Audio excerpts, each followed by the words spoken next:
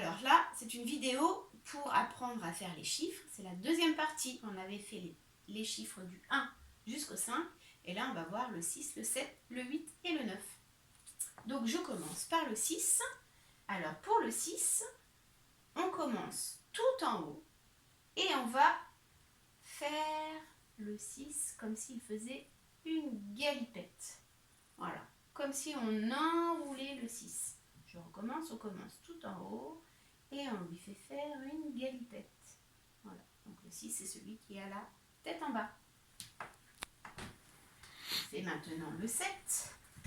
Alors le 7 c'est celui qui a un chapeau plat, un corps penché et une ceinture. Alors la ceinture, il faut faire attention de ne pas la faire de travers. Je recommence. Le chapeau plat, le corps penché et la ceinture, elle ne doit pas être comme ça ni comme ça. La ceinture, elle est bien droite. Maintenant, je fais le 8.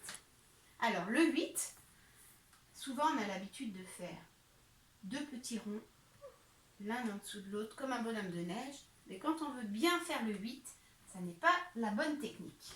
Pour faire le 8, si on veut le tracer correctement, on fait un serpent. Et ensuite, on va faire un serpent à l'envers en revenant sur nos pas. Voilà. Donc, on commence en haut. On fait un serpent, comme un S si on veut.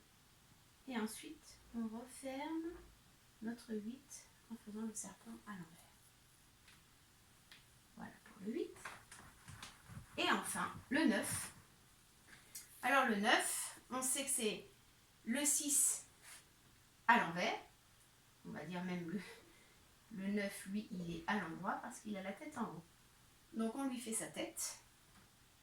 Et ensuite, on l'assoit. On recommence.